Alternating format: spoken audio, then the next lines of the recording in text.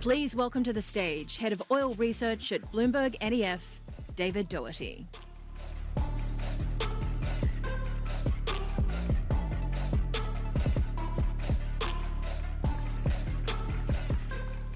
Hello and thank you. Now, there remains considerable uncertainty around the magnitude and composition of investment required for meaningful decarbonization. Across all of the most commonly referenced climate scenarios, you've got very different populations, very different technologies, and very different energy demand. So our challenge is to understand the capital flows required in any of these worlds. And as we posture our portfolios for the energy transition, we need to understand that investment in net zero is not zero investment in fossil fuels, but what investment is sufficient and aligns with net zero. So for that, we've developed energy supply investment ratios. What is he talking about? So total energy supply is the generation of a joule and the movement of a joule of energy. We take that, we pull it apart into two, fossil and low carbon energy supply. We take those numbers, which for low carbon include renewables like wind and solar. They include transmission and distribution, hydrogen, carbon capture, and also fossil generation that includes abatement technology. So think of a gas plant with CCS attached. We then, on the other side, look at the extraction of coal, oil, and gas, the upstream, midstream, and downstream, and then generation that is not abated. We simply take the two numbers and we apply this ratio. How are we performing so far? In the last couple of years, we've seen that investment jump to 0.82 trillion on the low carbon side. Pretty smooth from 2000 upwards. Fossil fuel has been a bit bumpier. We're at about 0.9 in 2022, based on IEA estimates. This is OPEX and CAPEX. And like you can see, if we apply this ratio and put them together, we have yet to pass the one-for-one number. So we've had a peak at 0.97 in 2020, predominantly as fossil fuel investment dropped off. And we're at 0.9 now. So we know where we are, but what does this net zero world I'm talking about even look like? To do that, we look at scenarios. And there's a lot of scenarios out there, so we have to narrow it down. We look at ones that are net zero by 2050 or soon after, and they limit global warming to 1.5 by 2100 with limited or no overshoot. There's a lot, like I said, out there again, so we limit it again to those major intergovernmental bodies or those that have significant responsibility delegated to them by government authorities. So it's the International Energy Agency, the Network for Greening the Financial System, and the Intergovernmental Panel on Climate Change. These worlds that they paint are all very different, but some of the things they include are rapid urbanization. We move to smaller homes and use digital energy management to limit our consumption. They include a usership model, stop buying cars, use Grab instead. Electrify everything that we can electrify.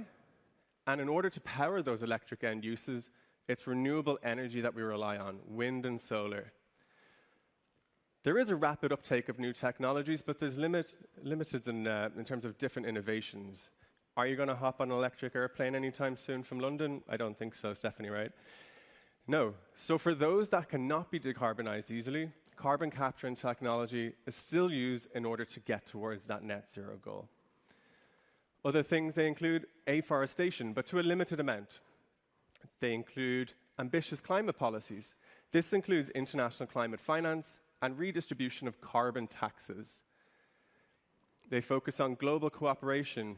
I know, don't smile in 2022. But what this means is that we try to ensure that there's a security of fuel and that there's no limitations in getting energy where it needs to be. But with that said, what dollar numbers do we need in order to obtain this net zero world? So we start by taking a look at the IEA's net zero emission scenario from 2021. They anticipate over the 2020s, $24 trillion is required. That's $2.4 trillion per year. This increases over the 2030s to 3 and increases to 2.5 to get 78.5 over the whole of this outlook. All of these different scenarios that we include, and there are 7, have different stories altogether. And that's what I mean by normalizing this across all of the scenarios. Otherwise, it's really impossible to anticipate how you're supposed to perform. You can see the different scenarios, some that envisage a low-demand world, like this light blue and yellow one, require far less investment because there's far less energy consumed. If we pull these numbers apart, though, and we look at new energy investment versus fossil fuel energy investment, there are some common dynamics. Ones that sprint towards decarbonization require a lot of money now, and we're already late. Others that scale it differently, where we decarbonize the advanced world now and the advancing world later, see a peak towards the 2040s. But the most common denominator in all of these is that fossil investment declines in every single scenario. When we apply our ratios to these numbers, you get quite a messy graph and a couple of outliers, which is every analyst's dream. But when we pull that all together, we do get a bit of a clear range. So what this tells us is that in order to stay on track for those numbers by 2050, for every dollar you put into fossil fuel investment in the 2020s, you'll need to put $4 in to low carbon energy supply.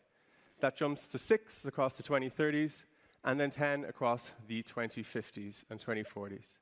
But let's step back, because I don't plan on working that far out.